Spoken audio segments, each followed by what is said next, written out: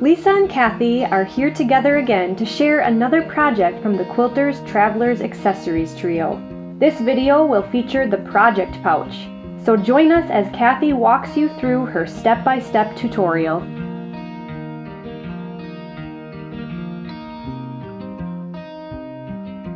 All right, the third project we're ready to demonstrate on, and I'm super excited because it's the project bag. I love project pouch. Right. Project bag. Right. This is a very simple to construct project bag. What we'll do is we'll make the front section, which has the vinyl inset. We'll make a center pocket that has this pocket sewn onto it, and then the back is your piece of quilted fabric. So the back you can just quilt and then trim later. So that part is easy and done. Okay. So first we'll make the front of the bag. The vinyl inset is the By Annie vinyl. You carry that at the store, I think. Yep. And it's great vinyl. It's nice and thick. You can't really, poke anything through it. The only thing difficult about working with vinyl, there's two things. You can't see it to cut it, and then it wants to stick on the machine when you sew it through. So I've got some ideas about how to deal with that. Okay, I take a Sharpie and just mark the edge of this vinyl so that when I'm cutting it, I can see it. You know how to get it off of it if you do put it on? Yes, I do. To get it off, you just use rubbing alcohol. Okay. So take your alcohol wipe and rub it off. So you're marking the edge. I'm just marking the edge so that I can see it. When I lay it down onto my cutting mat, then I've got an edge. When I put my ruler on there, I can see through the ruler and see where the edge of that vinyl is. And then once I've got it cut, I just take my rubbing alcohol wipe and wipe the Sharpie off. So that's my tip for working with vinyl. So this is my piece of vinyl I've already cut. And we'll start by taking the vinyl. We have a piece A, which will be the bottom of the bag. So that'll go here. We have a piece B, and this is all in the instructions, which piece is what when you're cutting it. Piece A is the bottom. Piece B is below the zipper, so that'll go right here. Piece C will be above the zipper, and piece D, you've got two, that will be on the sides of the vinyl. So we'll start out by doing the sides. You'll take your piece D, both of them, and press them right sides together. Then you slide your vinyl in here and fold it over. Make sure the vinyl is clear to the edge, and here's where you'll want to use clips. The tips for working with vinyl: you can't use pins and you can't iron onto the vinyl. So you'll need to use clips to hold things together while you're working with vinyl. So we're going to clip this really well, like maybe 3 places. And then we're going to take it to the sewing machine and we're going to sew a 1/4 inch seam right along that folded edge. We're basically making French seams with this. We're going to sew along here, then we're going to flip it back on both sides and then top stitch it. And that way all of your seams are enclosed. Am I actually going to do that? Sure. Okay. You want to do that? Yeah. So we've sewn this a 1/4 inch seam. Now you're going to press this back, finger press it only, not with the iron. Press it on from both sides. So we'll press this back like this, and I put some clips in the edge just to hold the edges together. And then we'll top stitch this seam about 1/8 of an inch or 1/4 of an inch from the edge here. And that will enclose that vinyl you can see inside the seams of the sides. And we'll do the same thing. We'll do the other side here. We can go ahead and set that up so that we can go to the sewing machine once and do both things.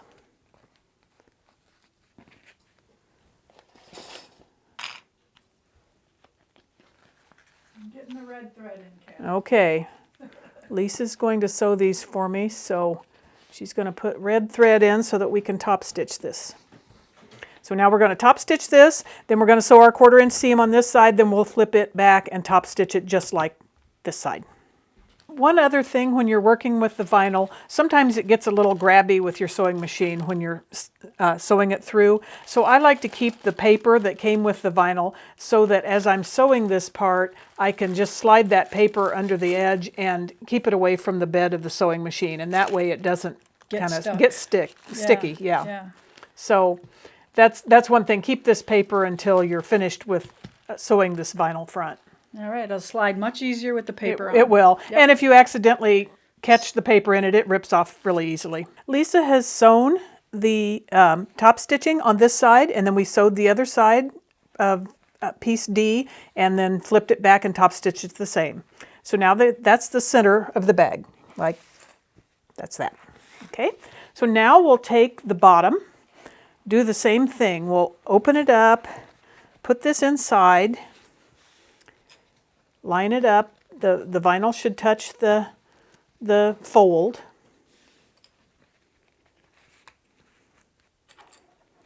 Did I say that we were taking all of these and folding them right sides together to begin with? Yep. Okay.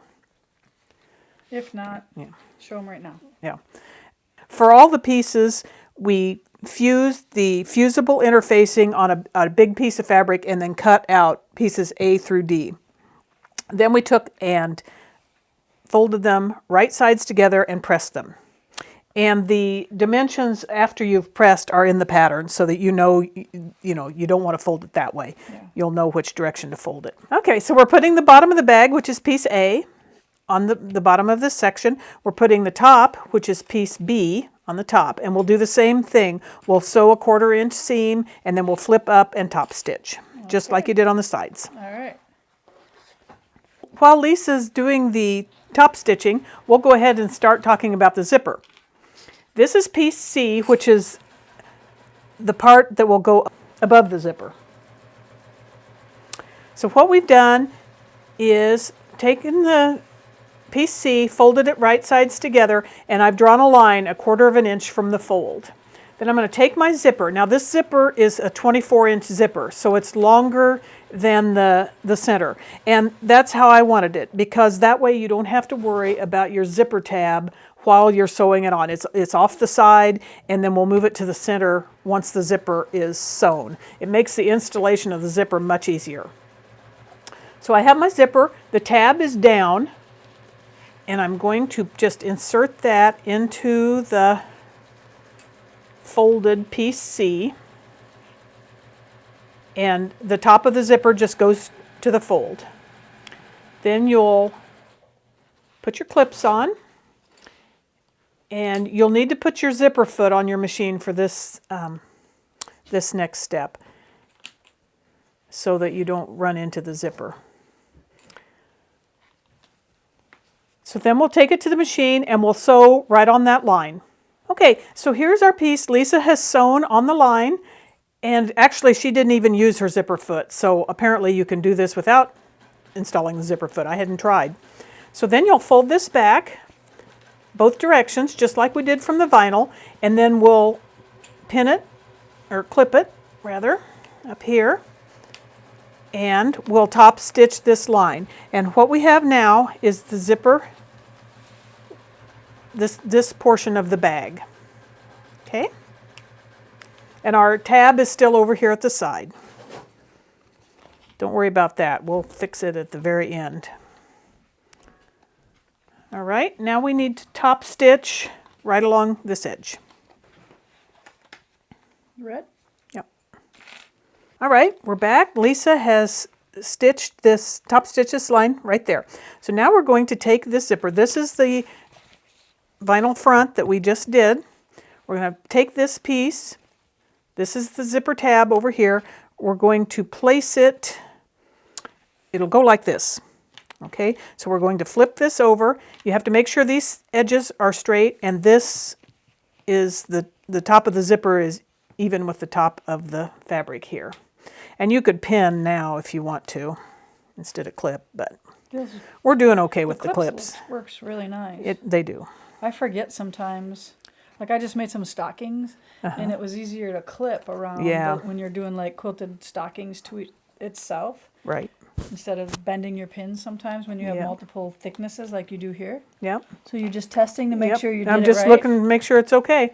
So now we'll sew 1/4 of an inch from the edge of the zipper. These zippers have kind of a built-in line from their weaving, so I just usually use that line. Follow it. But if your zipper doesn't have a line, you'll want to draw 1/4 of an inch and sew on that. I did want to mention I've used a vinyl zipper, and for this bag I would recommend that because you can sew through it and you won't break a needle. Right, yeah, we don't like If you want to use a metal zipper, you'll have to use a different method and be much more careful.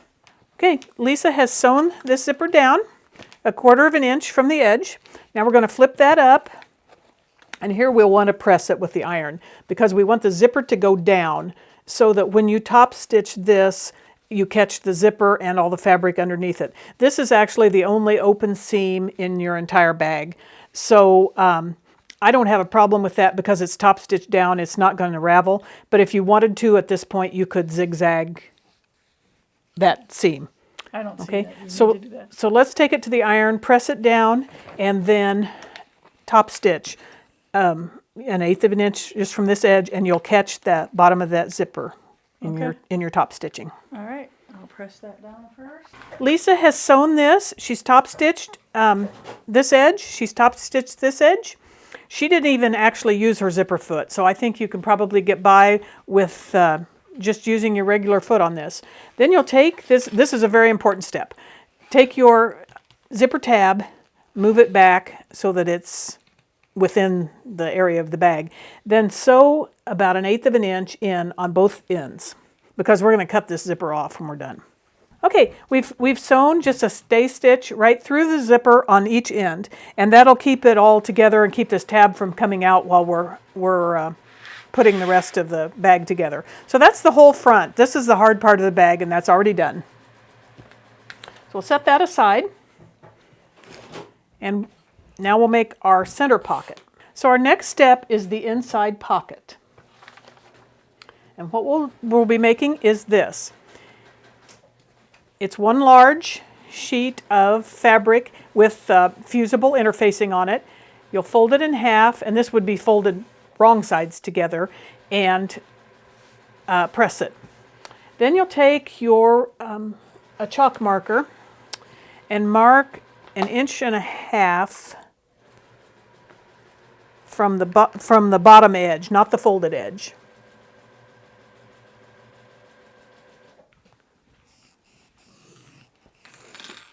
So we've drawn our 1.5 inches, a line and 1.5 inches from the edge of that. This is the pocket that will go right here. We'll take it, press it right sides together, and we'll sew up the two sides, the two short sides. So we'll sew a 1/4 inch seam here and there. We've sewn this pocket, the two sides. I'm going to clip this top edge a little bit just to reduce the bulk. Turn it and press it. Once again, I'm going to get out my crochet hook to poke out those corners.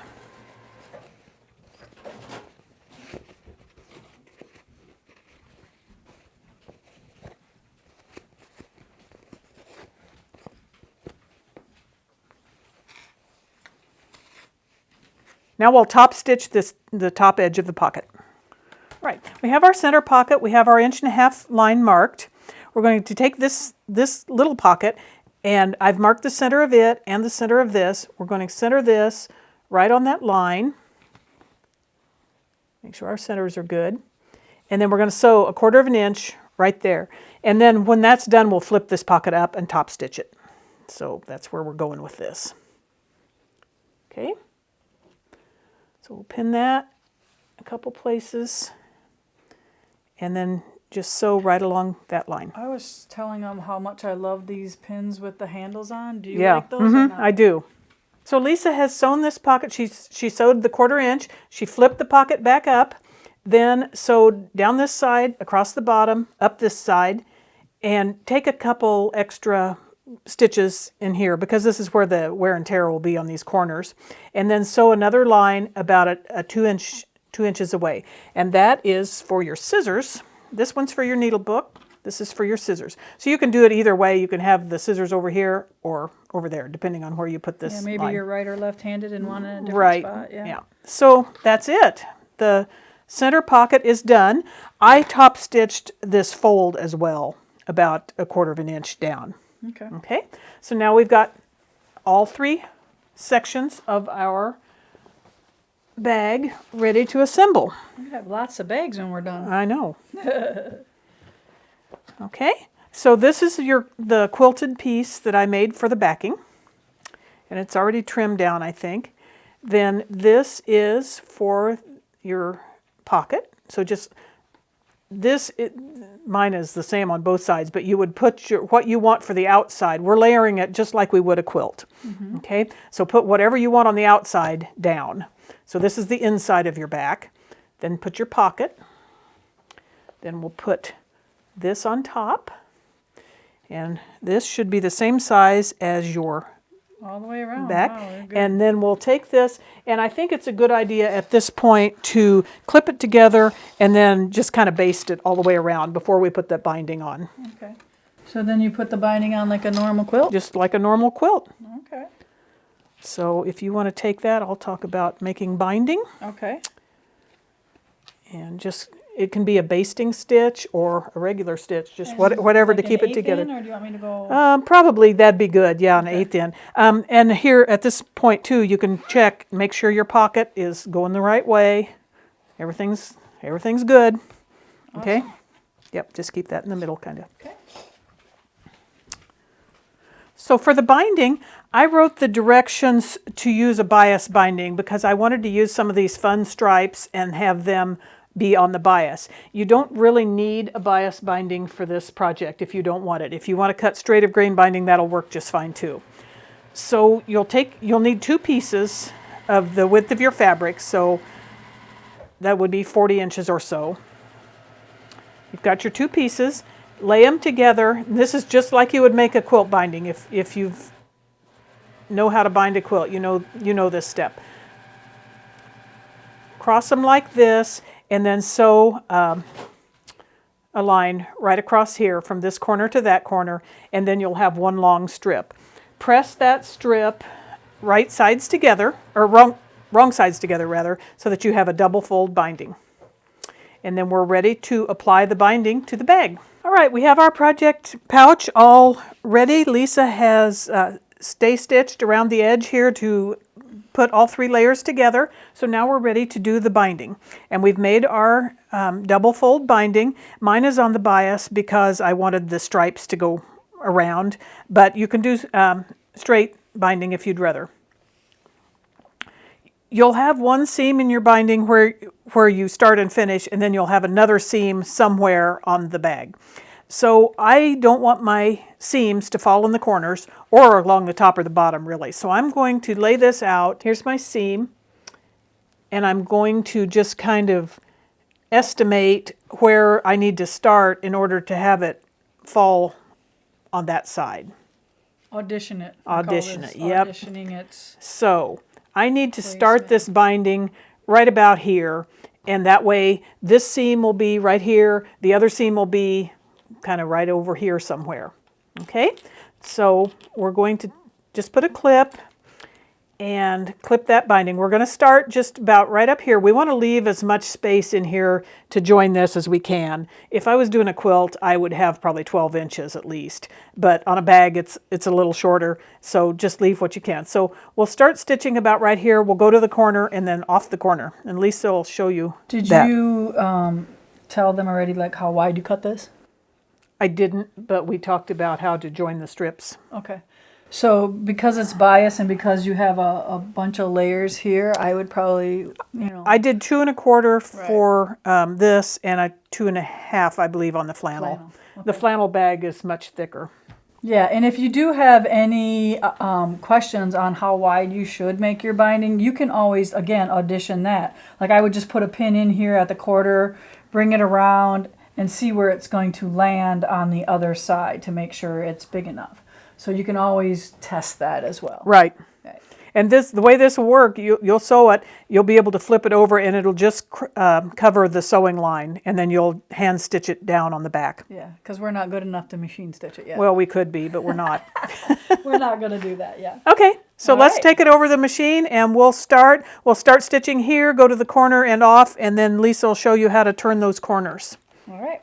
Okay, before I start stitching the binding, there are a couple things that I like to do ahead of time, and that is prepare my beginning where the end will attach to it. And because Kathy has figured out where her seam is going to be, I now can cut this straight across.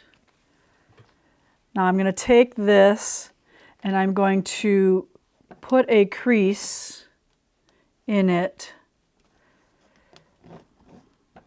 Just kind of give it a little finger press and then press it over, and that will end up being my beginning and ending point. And I like it to be a little tighter, so that's why I'm kind of pulling it a little bit. There. So, but I'm going to start sewing right here. So this is, I'm able to connect my beginning to my end here. And another thing I want to do is I want to put a pin at my 1/4 of an inch. Now I like to make it a bit bigger because I'm going to take 1 stitch past that pin to be like a scant 1/4 inch that I'm stitching on here. So I'm going to start right here, well, maybe a little bit closer.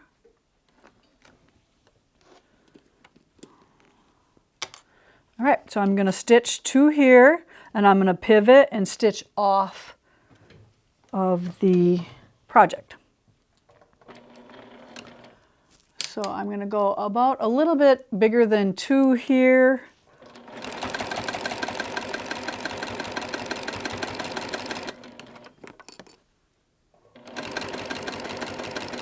Now here's where I'm watching where my pin is. I'm going to go 1 more stitch forward. That brought me just to that side of the pin. And then I'm going to just pivot, find my corner of my project.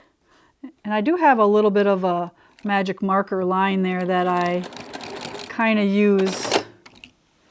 So I've sewed straight across, and then right at that 45, I did a pivot off to the point. Now I take out my pin, and I'm going to miter up this edge, fold it up,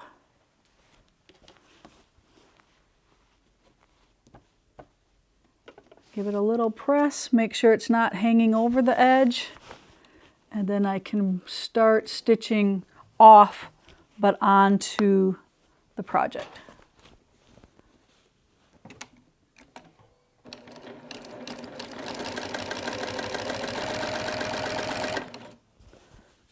And it's kind of nice that I don't have to do a binding tutorial with a big quilt.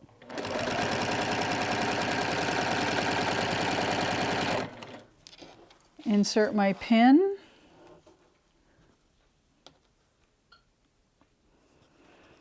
And get your ruler out if you're not quite sure. But after you've been stitching as long as we have, we pretty much know where that 1/4 of an inch is.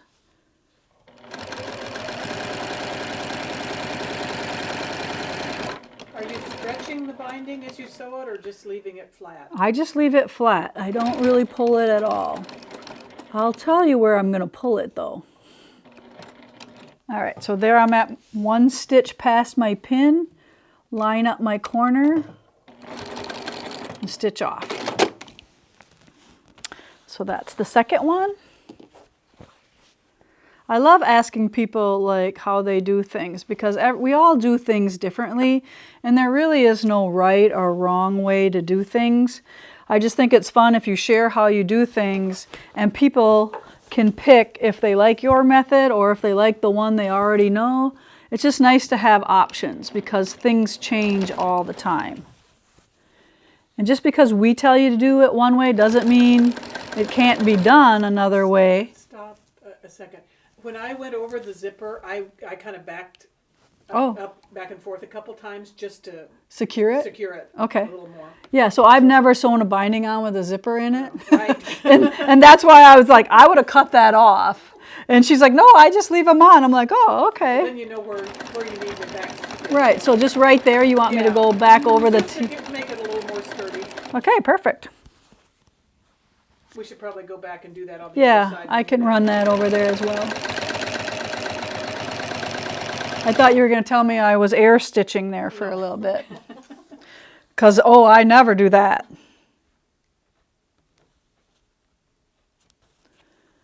You know I'm all kidding, right? I do it all the time.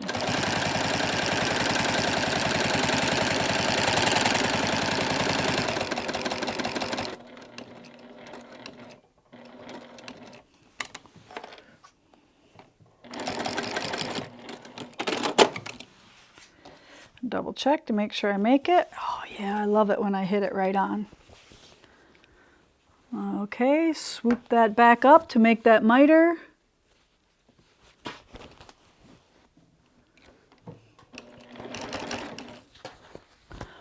One more corner to go.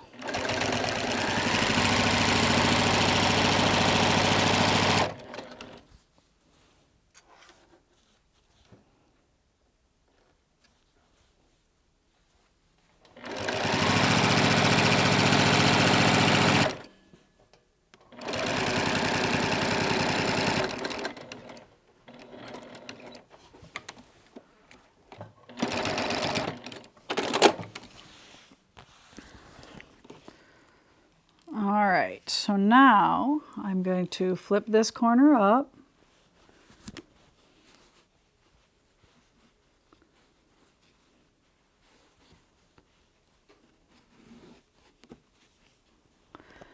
And I'm going to get it ready. I'm just going to sew a little bit of it just to anchor my corner.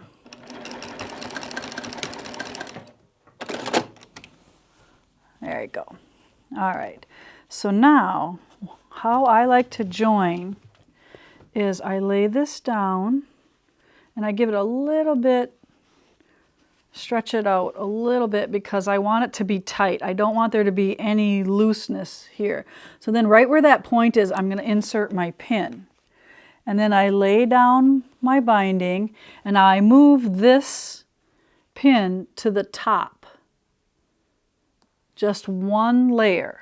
So right where this pin is where my point goes. So I take this piece here, open it up. So right where that point is, point to pin.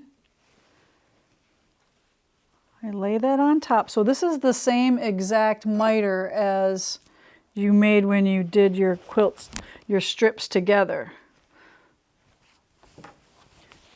And because I'm working on this project, I'm going to fold that up. Now I'm going to sew across here, but I'm going to lower my stitch length here so my red thread doesn't show through this blue binding.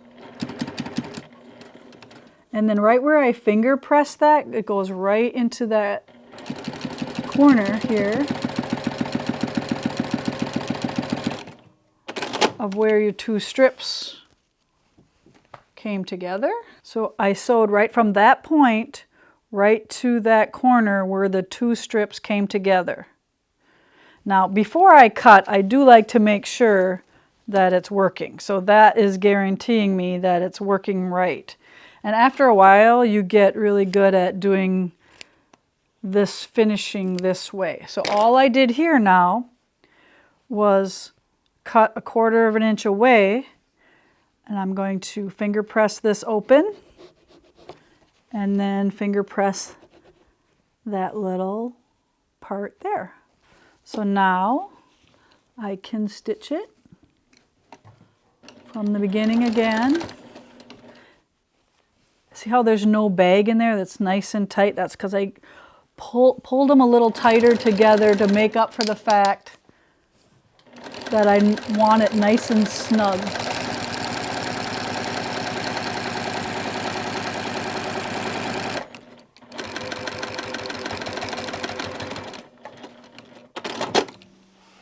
Okay, So now I have it all sewn, and we'll go back to Kathy.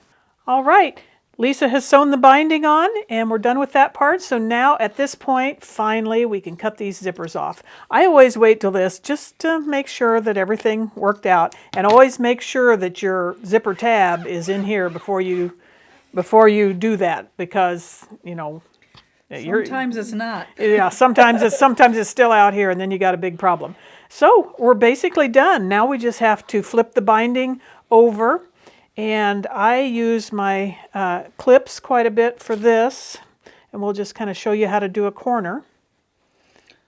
So now we'd be hand stitching, right? Right. And you'd use probably like a blue thread. Right. I like to use quilting thread for my binding. There you go. So I would be sewing from this direction. Well, you know, as you're doing the binding. And I sew this way. Yeah. My binding's up, yours is down. Okay. Yeah. So I'd be sewing this way. When I get to the corner, just make that same miter in this corner as is on the front. So this is a little thick. I might even clip some of this. Yeah, show them how to do that nice and close. Yeah. Just kind a of couple layers out of there. Yeah. Leave one with the point on. Yeah, this part get has the the pudgy point. one with the batting on, if you can get that one. Yeah, there's quite a bit of interfacing and batting and everything in here, so it's pretty thick. So feel free to cut some of that bulk out. So you'll go to the corner. When you get there, then you should just be able to miter that in. Flip that back over. Yep. And that'll make your nice miter right here. So do you stitch up your miter a couple stitches or not? I don't. Yeah. Some people do and some people don't. On the bag, I might, because, you know, you want it to stay right where it is. So Right. I would stitch clear to this corner, take a couple extra stitches here, and then go on, and then I'd come back probably and stitch that miter Okay. up in the corner. Some people, like when I don't feel like doing the whole thing, I'll just do this side. But if you're gonna do like a show quilt, you do both sides. Right. Just so you know. Right. We're being picky. Yeah. Then, once you've got your binding sewn down, you need to attach a zipper pull if you want one, and you're done. Show us what a zipper pull, what you mean by that. Show us some of your cool ones. Okay. Well, we'll just show all these And we other might have some of these for sale for you as well. other options here. Yes. Okay, so this bag is made with the orphan blocks, and this one has a little I love quilting charm on it. Mm-hmm. So we'll have Charm or zipper pull or whatever. So orphan block, that's a block that maybe you've made and you made it wrong, or you cut it wrong, the size, or you made one too many. That's what we mean by orphan block. and this one is made with the mini charms, or a charm pack cut into 2.5-inch squares. And this one has a little eagle on it. And we'll have instructions in the pattern for both the orphan block pattern and the flag patchwork pattern. And you could probably do like a patchwork block in there too, right? You could, or you could just do something like this, There you go. which is just, you know, I just made Yeah, and stripes the with orphan them. block doesn't have to be applique. You could do a pieced block in there as well. Or there's this one, which is the same thing as the flag, only just Yeah, random the way pieced. you put your mini charms Right. made a different pattern. So your mini charms, like say you just absolutely love a line and you want to just immortalize that line. Right. I always have a bag made out of it. Well, I made this so that I could put my American Gather, actually the flag one. I made this one so I for could your put blocks. for my blocks as I do them. I'm going to keep them in here until we're done. Okay. Since especially since it goes over a period of time, I don't want them to get Yeah, messed up. messed up. And then there's the bag we started out with. So that's it, and it has a little I love sewing, I love quilting charm. Cool. Wow. So that's it. How awesome was this tutorial? I can't wait for you to see more from Kathy. She always comes up with some cool ideas for us. But look in our description for any of the links for any of the supplies that we talk about, and they'll all be listed in the description below. All right. Thanks, everyone. Thanks.